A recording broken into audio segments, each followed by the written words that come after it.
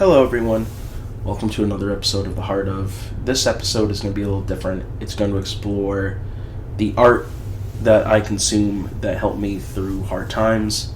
Everyone has art that they consume to help them get through hard times. I am no exception to this, so I'm going to go through a album, a couple games, and a movie that helped me during particularly hard times. Oh my god. In my life. I'm sorry for the coughing. So, let's get into it. The first is an album called Vapor Trails by the band Rush. The lyrics are written by the band's drummer, Neil Peart, and the album was written after a tumultuous time in his life when both his daughter and wife had passed away, one from a car crash, one from illness.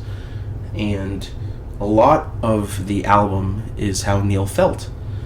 Feeling lost, angry, confused, not knowing what to do.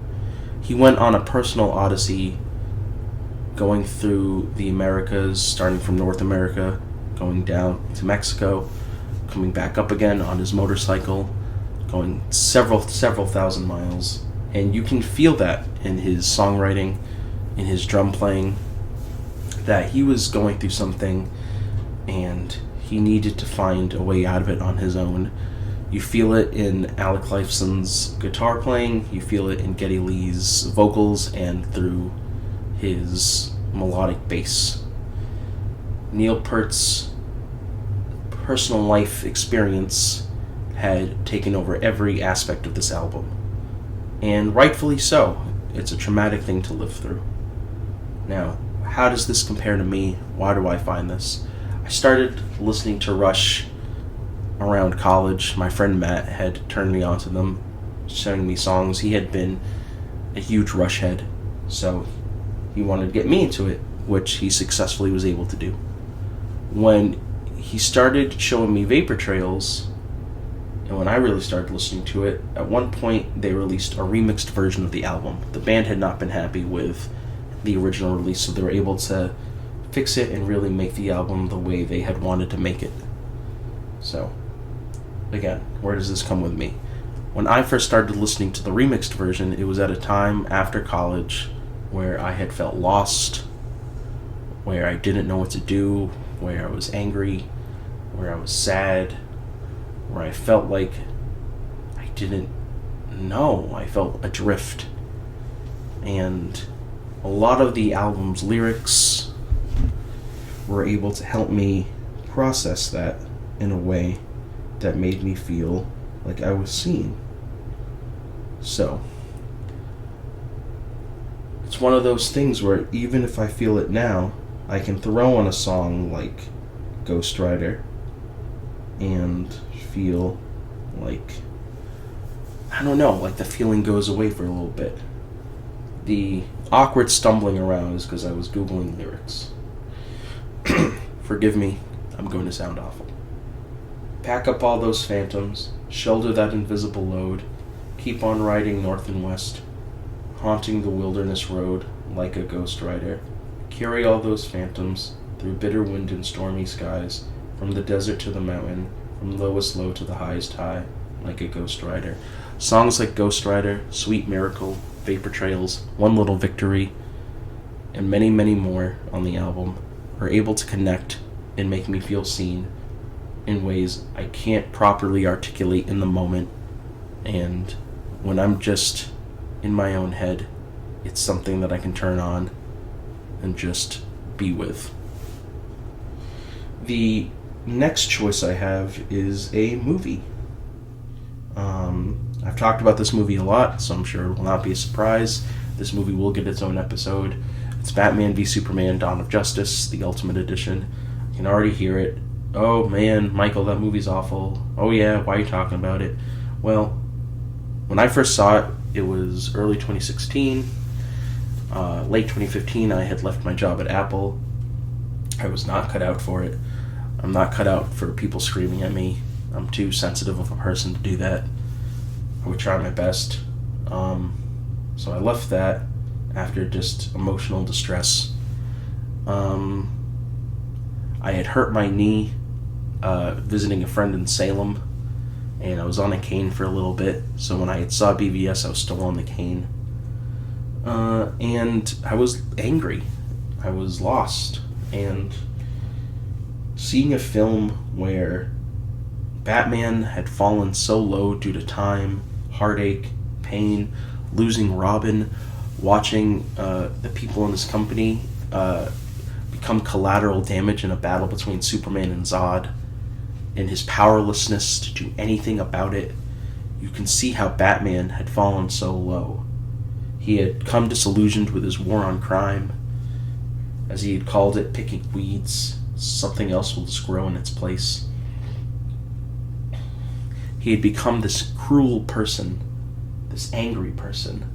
And I could see myself being angry, just depressed and distant.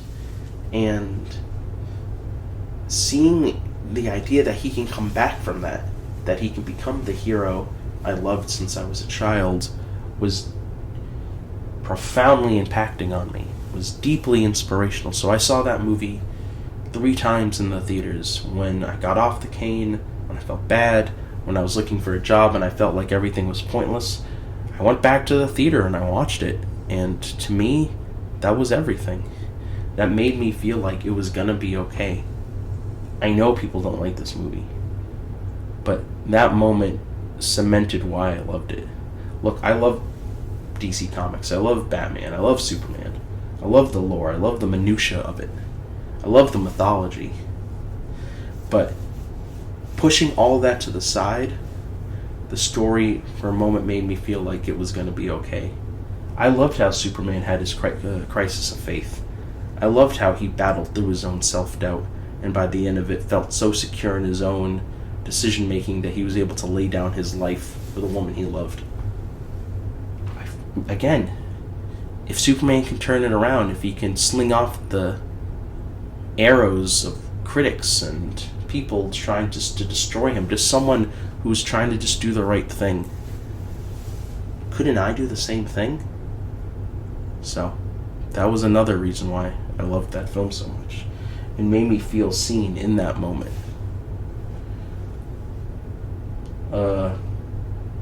Another choice is The Last of Us Part 2. So, I lost my dad in 2022. Ellie lost her father, Joel. While I didn't lose mine in violence like Ellie did, I can't shake the feeling, and I miss him every day. In moments when I think I'm fine, I fall apart. And even though I don't show it, I struggle to hold it all together sometimes. There's a moment when I replayed this game where Ellie is walking through Joel's empty house. It's filled with all the things he loved. His guitars, coffee, movies, photo of Ellie. It's hard for her to look, feel his jacket, his absence, his large and looming presence. It's gone, much like my dad's. The scene makes me feel seen because when I look at photos of my dad, his absence is large and looming. Just like Ellie, I feel it every step of the way. So while this moment didn't make me feel better, it did make me feel seen. I mean, during this moment of the game, Ellie is grieving at the loss of Joel. You take your time and explore the house. It feels like a real lived-in space. You get to see what Joel was doing, what he was working on. Again, the guitars, loved his coffee, he loved his cheesy 80s action movies, and getting to see what his living space was like, and getting to feel the emptiness now that he wasn't there to fill it. And that's how I feel when I look at photos of my dad. And again, it's not like when I play it, like the Rush album where I'm like, oh, I feel better, This just, the feeling doesn't go away, but it makes me feel like, man, I do feel seen. And that's just as important of a feeling. Last but not least is Starfield. I know people hate this game, and just like BVS, I don't care. I was able to connect and really jive with this game. There's no particular moment here.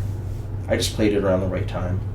So many negative things were happening around the holidays for me, so to pick up a game where I just got into a spaceship and began to explore the infinite unknown, to meet fellow travelers who wanted nothing more to explore the stars and wonder, was everything to me. The first time I got into my ship, and the robot joining me on my adventure said Captain Michael, I was so excited I felt like a kid again. And that joy and sense of wonder stayed with me through the whole journey. The music, seeing planets, meeting these companions, going on these space adventures. There's some really cool quests in here. One where you get to like go through alternate timelines and different universes. There's one I don't want to spoil it too much, but I really enjoyed the quests. I really enjoyed the planets. I really enjoyed the city-states. I really liked the characters. I really enjoyed the performances. There are a lot of great moments where I was able to really connect with via the writing, whether it was the music, whether it was the gameplay. And it made me feel like I could escape, I could be somewhere else, and truly became what I think the ultimate goal is for video games, to make you feel like you're in the boots of someone else, or you're out doing something in this grand infinite cosmos. So I found that this game really helped. It really helped me navigate. So compared to Last of Us Part 2, where the scene made me feel seen and validated my emotions but didn't necessarily make me feel better, this not only validated and made me feel seen, but made me absolutely feel better. So, grief, pain, confusion, they're all complicated emotions. They're not easy to work through. Sometimes it can stay with us for a really long time. Like grief over my father. So to find something, anything to help alleviate it or just make you feel like you're not the only one going through it, I think could be profoundly impactful. So I'll leave you with this. Everyone has their movie, game, piece of art, something, piece of music that gets them through hard times. But my challenge is to you is to stop and think, well, why is that? Really examine it. Really think about it. And you don't have to tell anyone. This could just be for you. So you can know down the line, what else could you respond to? What else can make you feel that way? So when you feel lost, you have this anchor point. And it'd be really helpful. This episode was really hard to do, obviously for the subject matter, but I don't know. I felt like I've been stumbling over my words while I was recording it, or tried to record it 6 other times this morning, and I don't know. It didn't come as naturally as previous episodes did, where it was just able to roll off the tongue. I tried to write it and to really like, okay, this is my feelings, this is how I articulate it, but it didn't come off naturally, and I stumbled over my words. I tried to, mix around with it, and it didn't. Again, same problem. So I hope this came off naturally. I hope you can see my points of view on the choices I made. These are not the only things that I've had as anchor points in terms of dealing with difficult emotions, but these are the first things that definitely came to mind. If I really stopped and thought about it, I'm sure I could come up with like 20 more things. Metal Gear Solid's one of them, but I already did a whole episode on that, so I didn't feel like I had to retread on that. So, I hope you have a good day, and seriously consider the challenge that I gave before you. Bye.